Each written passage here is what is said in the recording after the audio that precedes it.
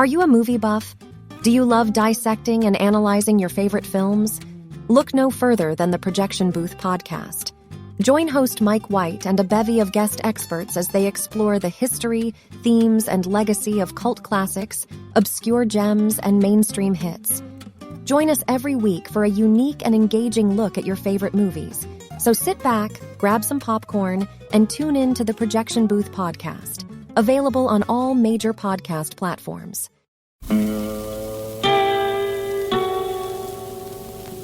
Hello, filthy movie lovers. My name is Gentry Austin. And I'm Casey Scott.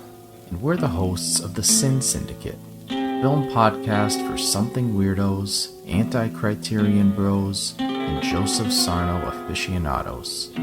Join us semi-weekly as we peer into the adults-only theaters and sticky-floored cinemas of the golden age of sexploitation, when the morals were loose, the laws were murky, and the intercourse was all simulated. Find us now on the Someone's Favorite Productions podcast network.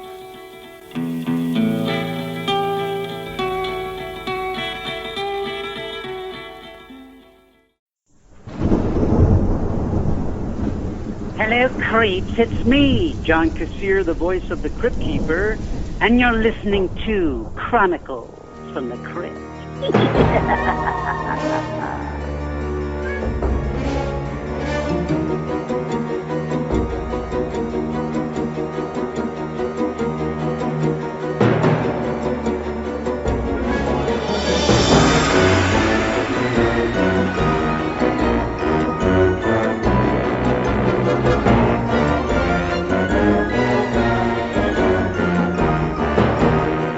Hello there, I'm Casualty Chris. And this is Father Malone. And we are the hosts of Chronicles from the Crypt, a twice-a-month look at the cult horror anthology series, Tales from the Crypt, that aired on HBO, otherwise known as Home Broadcasting? No. Home Box Office, right. From 1989. I'm going to get it one of these days. From 1989 to 1996. Yes, and on each of our podcasts, we're going to be tackling 2 episodes of Tales from the Crypt. And along the way, we're going to have some bonus episodes covering some other TV shows and spin-offs that were based on Tales, including a kids show and a game show. And we're also going to be doing some tangentially related Tales materials. I'd like to point out that I would rather watch children's shows and game shows than the last 2 episodes of Season 2, which is, by the way, what we're going to be covering on this episode of the Chronicles of this episode of Chronicles from the Crypt. We're going to be looking at Season 2, Episodes 17 and 18, the last 2 episodes of Season 2, My Brother's Keeper and The Secret. Are you alone tonight? Well, consider yourself lucky. There could be 2 of you, and imagine what a frightmare that could be. Just a reflection. Not so for tonight's stars, Frank and Eddie, 2 brothers who are touchingly close. When a woman tries to come between them, she finds herself caught in a tangled web of jealousy and intrigue. I think you'll find it a twinning combination.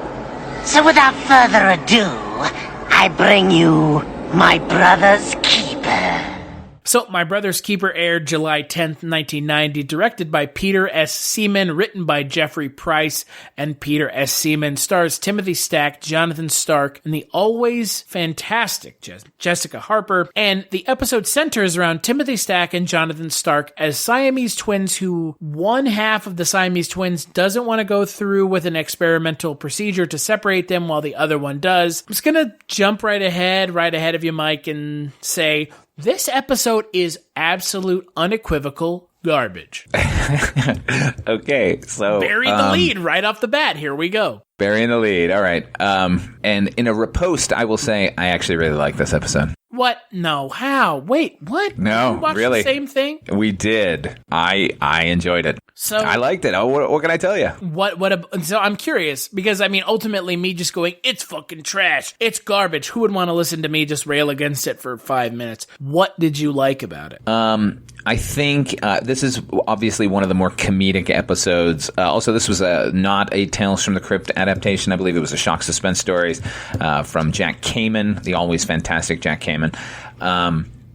What I liked about it is that this was, as I said, a more comedic episode, and 9 times out of 10 with the comedic episodes of Tales from the Crypt, they fall flat and hard. I didn't find this to be that.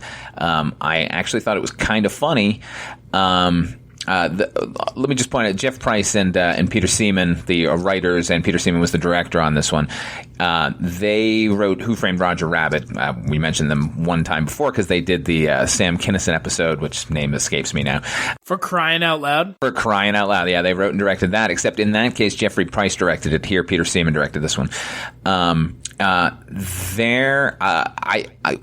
liked all the performances in it.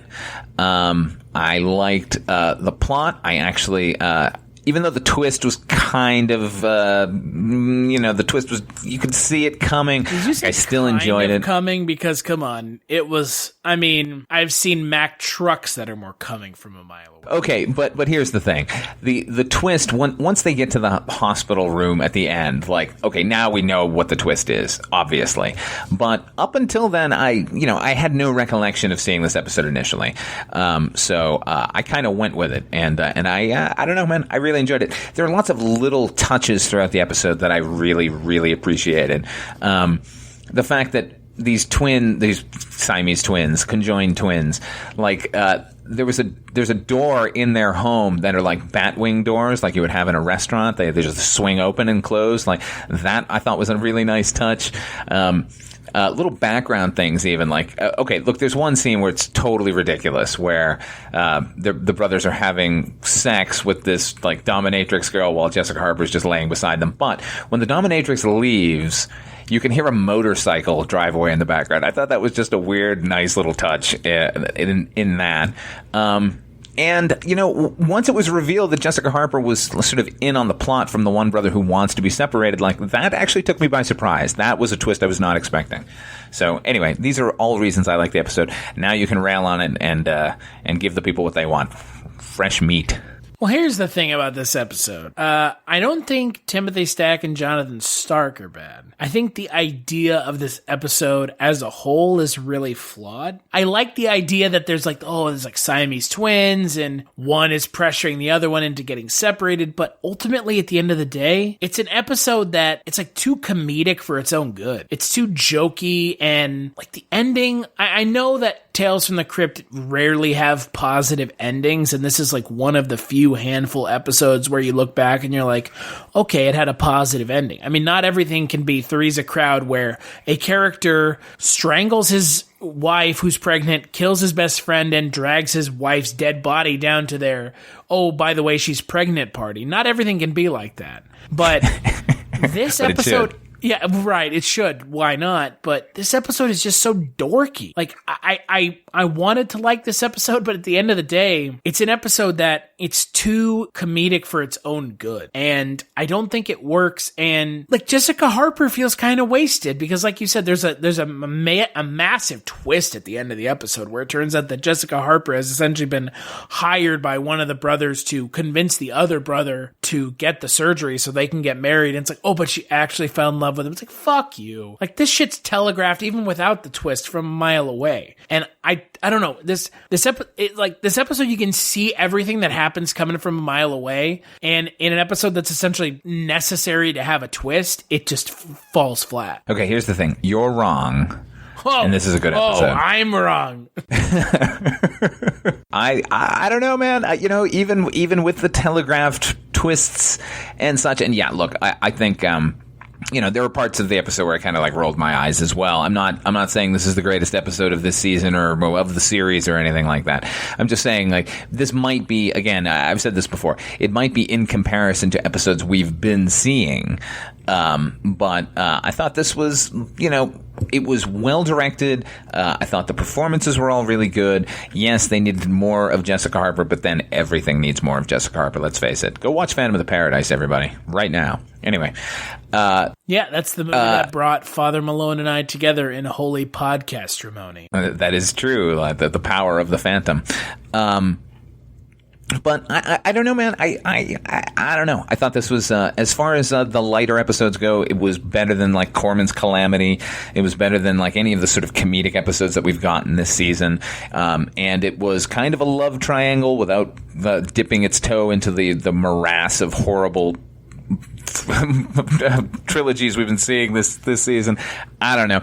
I don't think it's the best way to end the season, but it certainly was a step above some of the horrible ones we've been watching. I like the idea of this episode. Again, I think it just comes down to the execution is not there. Does that make sense? Yeah, I get your point of view. I just do think you're wrong. I mean, that's fine. If the hill you want to die on is my brother's keeper, be my guest. Oh, well. But this episode is just predictable. It's just, and again, it's very predictable, right? I mean, we can agree on that, correct? Yes, I did not see the twist coming with the Jessica Harper being in on the scam. So in that way, that was not predictable. I mean, the end where they're in the bed and they, one's going to jail and the other one isn't. By the way, what kind of logic was that? They can't send me to the gas chamber because we're conjoined twins. Like, I mean, I guess it's kind of sound like, what would happen in a situation like that where one conjoined twin killed somebody? Like, do they both have to go to jail? Like, that's interesting. Just shoot them both in Interesting the head idea. You freaks! You genetic freaks! Kill them both! Jonathan Stark, who I think most people, if they know him at all, they know him from Fright Night, the original Fright Night, which you probably haven't seen, Chris. Okay, you know what? You wanna be that guy. You wanna say, oh, you haven't seen the fucking genre classic. I see how it is. It's fine. Trying to discredit me. Ad hominem. I get it. It's fine. Oh. No, I have not seen the original Fright Night. Well, he's in it. He's real good in it. That's all. He's also good in this, I thought. I thought both those guys are good. Overall, he's hamming it up. Yeah, but then the tone of it called for sort of hamming it up. I like this better than For Crying Out Loud. Same guys. Crying Out Loud is an episode that I think doesn't hold up to repeat viewings. Right. I'm not sure that this one would either. And look, how many pieces of filmed entertainment do you get to see Jessica Harper actually die in? Right. I wonder. Yeah, with a cleaver to the. I think this and Minority Report. Right. She's the Minority Report in that film. I love Jessica Harper, man. Yeah, me too. She should have been in every episode this season. It probably would have helped because some of the episodes are absolute garbage. Boy, this episode sure did look like 1990 too, by the way. Right. I mean, not that you would know. You know what? You know what, man? You're pushing the buttons tonight. You know what? My Brother's Keeper is a bad episode, and you're wrong. It's not great. It's lackluster at best.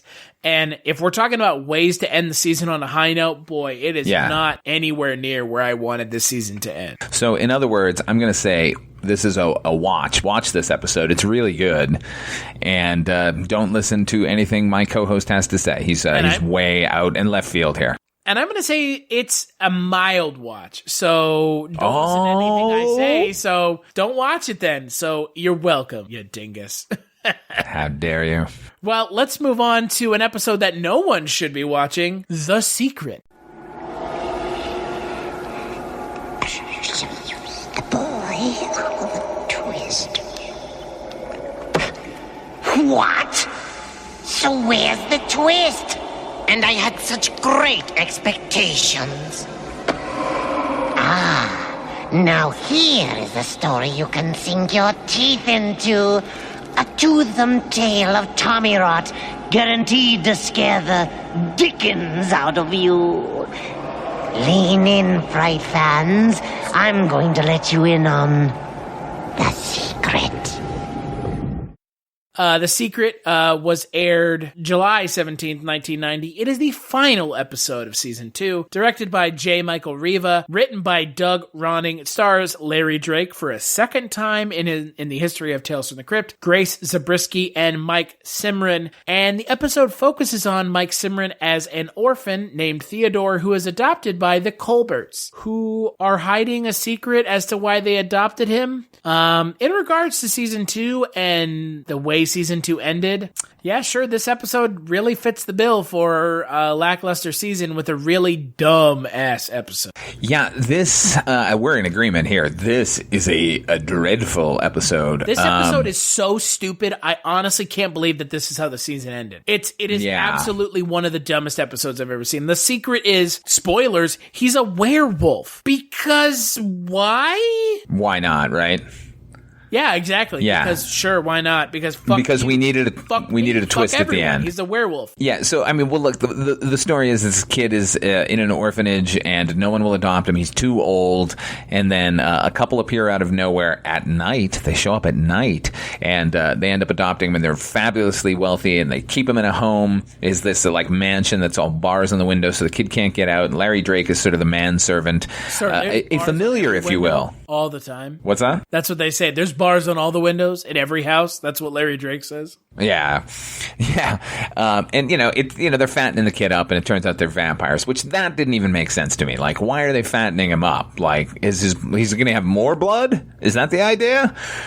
Or no, they're feeding him only sweets, so his blood will be sweet. I don't know. It's so muddle-headed. Yeah, it's not great. It's really stupid, actually. It makes no sense. It's like Hansel and Gretel with vampires. Yeah, I kept expecting them to kind of just be cannibals, even though like all signs pointed to vampires. And I was like, okay, but I get it that they're going to be vampires because we only see them at night, and they've got this familiar working for them during the day, taking care of the kid. I will say that there is one scene between Larry Drake and Theodore where it's a kind of a loving kind of a moment.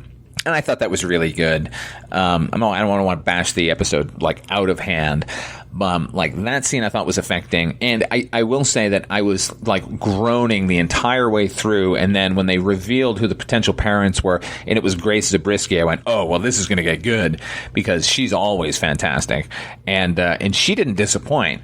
However, basically everything else did. Yeah. Grace Zabriskie might be like the saving grace of this episode. No pun intended. But I think ultimately the problem with this episode is it ultimately makes no sense. There's no logic here. Like, why is Mike Simran a werewolf? Like, can you explain that to me? Because it seems to be for no other reason than because they needed something opposite a vampire. Yeah. And, like, do werewolves automatically defeat vampires? Is that a thing? I'm not so sure of that. And, and they needed to have the twist at the end, and they're not going to explain it. It felt a little bit like the Jose Ferrer episode, the Miguel Ferrer, rather, pardon me. Jose is his father. I do like Jose Miguel Ferrer. Wasn't he the batter Jose for the, San Jose Sharks? No, Jose Ferrer was Cyrano de Bergerac. Anyway, the Miguel Ferrer episode with Kyle Secor and Terry Hatcher, where like he ignominiously kills. Back as a zombie. Yeah, and he just comes back like based on nothing at all. Well, other than one throwaway line about a Mayan necklace that brings people back to life or protects them forever and always. Yeah, why not? And, so this episode, first of all, not first of all, we're way into this, but it is, again, The Secret is not based on a Tales from the Crypt story. It's from Haunt of Fear 24, and it was written and penciled by George Evans, who has done a bunch of really bad ones in the past. I should point out also that Haunt of Fear 24 is also the same issue that Only Sin Deep was in. So don't read that issue of Haunt of Fear. That aside, it was directed by, J. Michael Riva, this episode, who is a production designer. This is the only thing he ever directed. As a production designer, he's done some really good work. I mean, I think the connection here is because Richard Donner is one of the producers of Tales from the Crypt. He's done basically all of Richard Donner's movies. He did The Goonies, he did Scrooge, the Lethal Weapon movies, and he's still working. I mean, he did Iron Man and Iron Man 2 and Django Unchained. As a production designer, he is like par excellence, but as a director, he did one of the things that is one of my least favorite film techniques, and that is day for night. Every time they showed night, it was clearly they were shooting in the middle of the afternoon with a blue filter. It made me want to pull my own head off. How dare you speak such ill will about using movie techniques to make something look like night, sir? It's clearly not through a blue filter. It must have been. Yeah, that's really bad. And I don't know why they decided to do that. There's no rhyme or reason. There's no, like, legitimate reason to do that. I mean, other than they like it blue, but other than that, like, they could have done that anyway. Could have treated the film after the fact with a blue filter. I don't know. Like, they were trying to give this, what they were trying to give, I think, is the idea of the way a night looks when it's a full moon. But even then, you're not really getting blue light anyway, so it's kind of crazy. Yeah, I mean, zero rationale for using the day for night for this, like, 22-minute episode of a TV series. Other than the fact that he might be likes it and saw it in another film or something. I don't even know. Well, it doesn't work very well. But again, also, this episode is reliant on a twist that is... I shudder to say stupid, but... Oh, it's stupid. It is stupid. It's really stupid. In a way that, like, makes no... Like, why was he a werewolf? Why is that this whole episode? Why are they vampires and why are they feeding him sweets? Like, what? Why? Yeah, and you know what? He's in the orphanage at the beginning, and clearly one of the two people running the orphanage, Mrs. Hagstead, like, she knows the secret, quote unquote. But when the episode starts, it's the night of the full moon, and they haven't, like, locked this kid up or put him in chains or something. Like, isn't he running amok? Like, they have him, like, he's escaped, and they show him, like, arrive the next morning after a, process shot of a full moon. So, like, as if we didn't know right even then what the secret was. But, like, don't they have safeguards in place? This kid's been in the orphanage forever. Clearly, he killed his parents as a werewolf.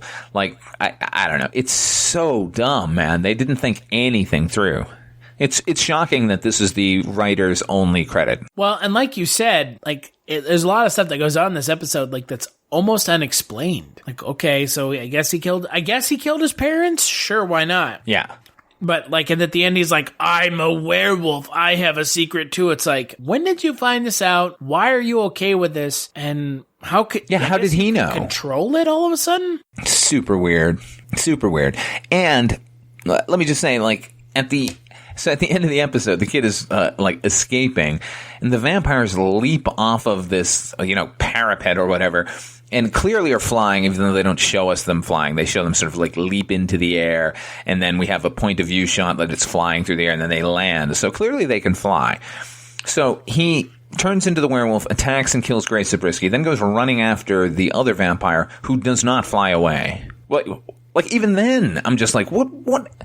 You just set up a rule 10 seconds ago and then broke it. Like, what is that? Well, again, I think that's the problem with this episode, is that it doesn't seem to want to play by the quote-unquote rules of the episode. And it ends up just being like, yeah, vampires and werewolves, sure. Why not? And I have a problem with something that just doesn't care about establishing or abiding by the rules set down by the episode. Mm-hmm. And this episode is like the worst offender this season of that. This episode seems to exist for no other reason than to have Mike Simran turn into a werewolf and like, oh, that's a cool effect, I guess. Yeah, I mean, they were like, well, we got to finish it out with like a truly Tales from the Crypty type episode where with monsters, like, we've been skimping on the supernatural this season, so we'll not only give them vampires, we'll give them a werewolf as well.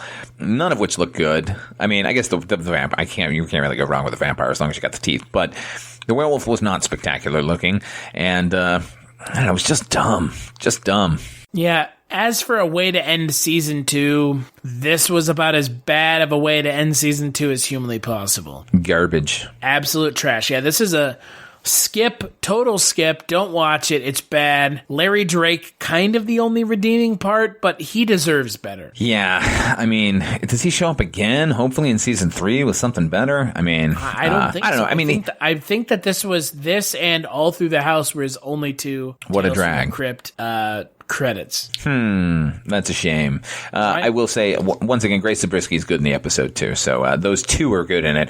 Everyone else is terrible. Why is the kid wearing a coonskin cap? Can you tell me? The episode started, and it was just like, wait, is this the 50s? Oh, no, wait, this is the 90s. Okay.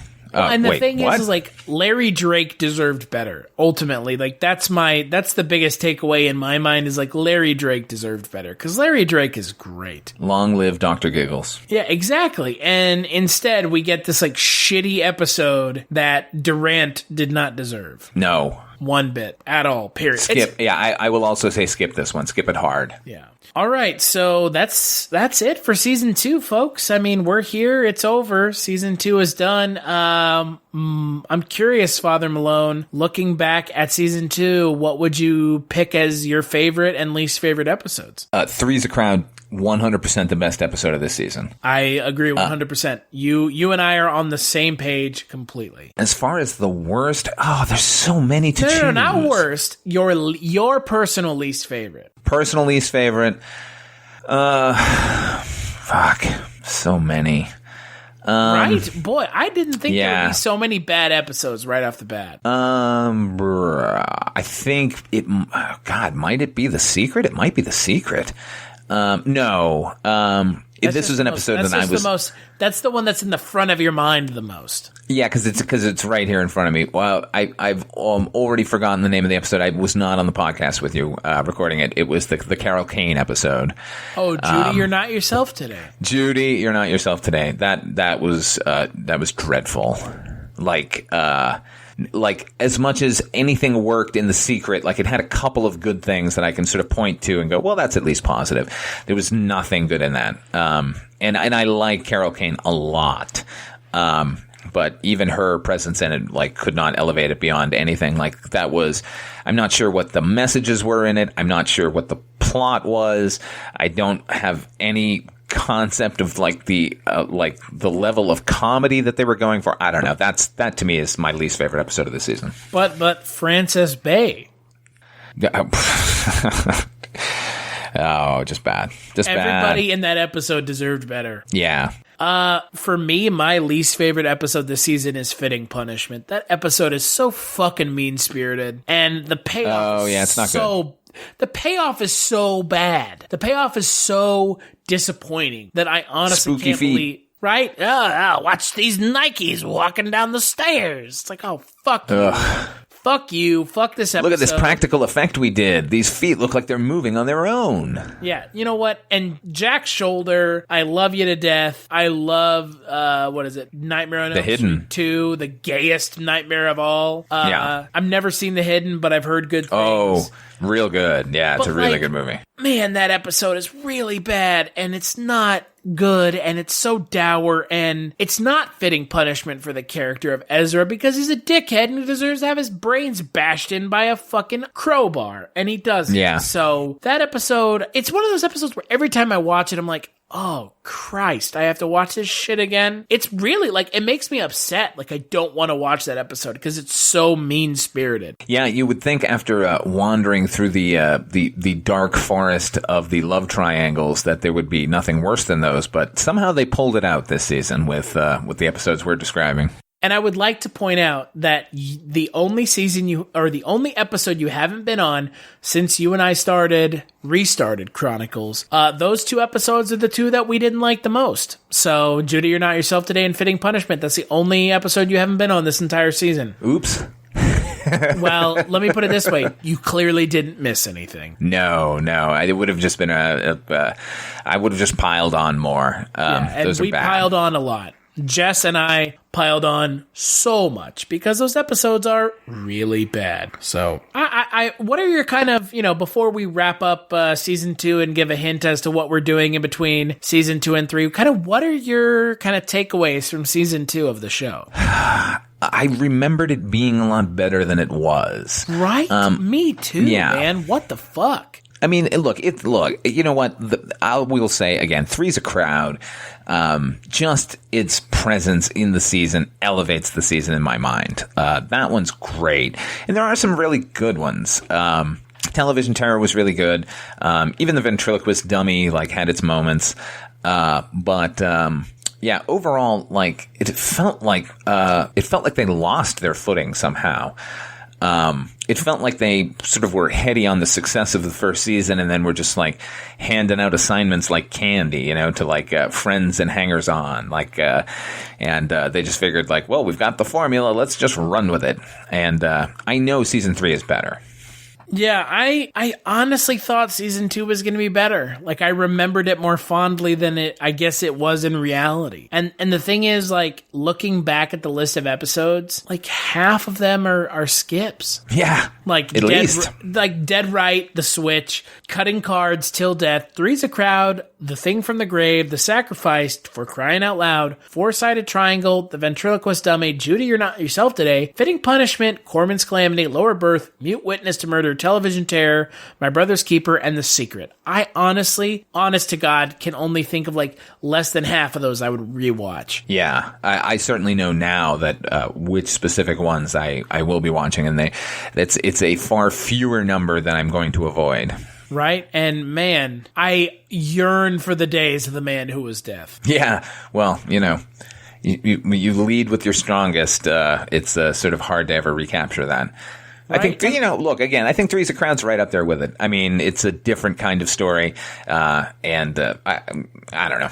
Those two are bookends as far as I'm concerned. Both non-supernatural episodes. Three's a Crowd is one of those episodes that is so fucked up, I honestly have a hard time believing that they got it made. Yeah. Right? Yeah, it has stayed with me, definitely. But yeah, I think season 2, my biggest takeaway, and it's seemingly your biggest takeaway as well, is like, I can't believe how disappointed I am by season 2. Well, in the words of Ed Wood, the next one will be better.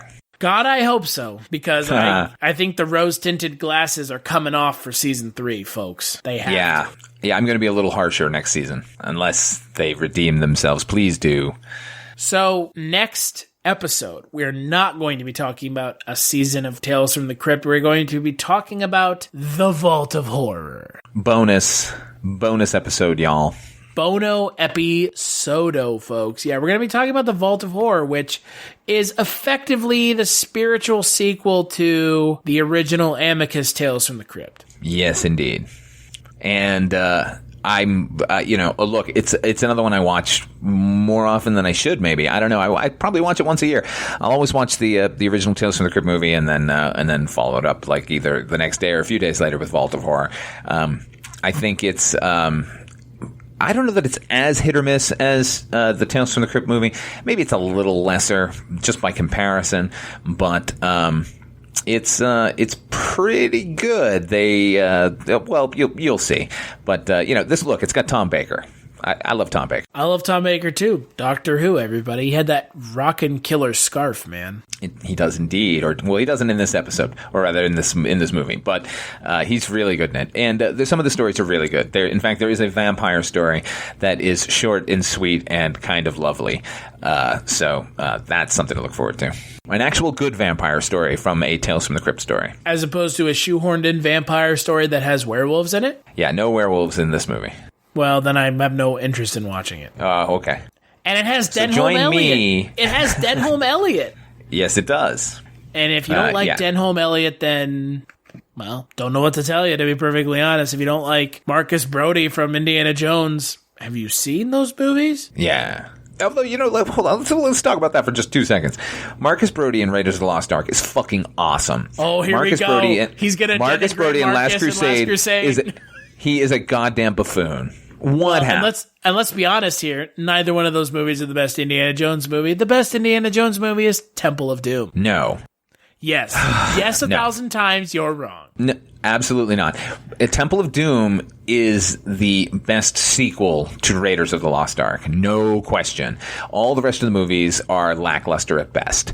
But Raiders of the Lost Ark is pure, beautiful cinema, man. There's nothing wrong with that movie. It's great, beginning to end. Is like A New Hope. I've seen it. It's okay, but I'd rather watch the sequel. Well, that's just bonkers, and it's a prequel. And you know what makes being friends with you fun? The fact that you're wrong right now and I'm right. No, I'm just kidding. Oh, okay. I love Temple of Doom. I know it's one of those movies that really hasn't aged well, but at the end of the day, man, it's what I want from Indiana Jones. It's dark. It's fucking goofy as hell. There's a lot of like really questionably kind of racist, but not really, because it's based off of a pulp series serial, but man, I love Temple of Doom. And Mola Ram is just a great villain. Oh, yeah, no question. Look, I'm not arguing with you the greatness of Temple of Doom. I think you and I are actually in the minority there. I think most people think it's the worst one, and they're out of their fucking minds. People find it, quote-unquote, offensive. And my response is, it's based off of a pulp serial. That's the way it was. Fuck you? Yeah, who cares? That's silly. It's a great movie. Anyway, well, you like Raiders? Vault of Horror. Huh? Oh, yeah, no, Raiders is a superior film. There's no question about it. I mean, I think we can both agree Kingdom of the Crystal Skull really is the best film. I like it better than Last Crusade. What? What? Yeah. That, you know what? Wow.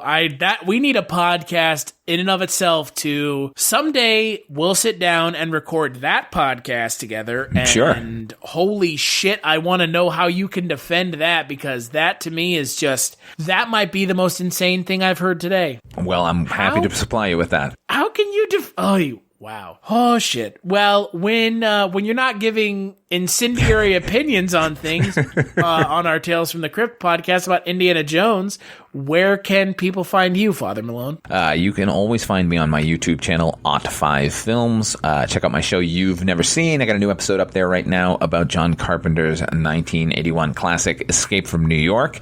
To quote Uncle Eddie, it's real nice. Thank you.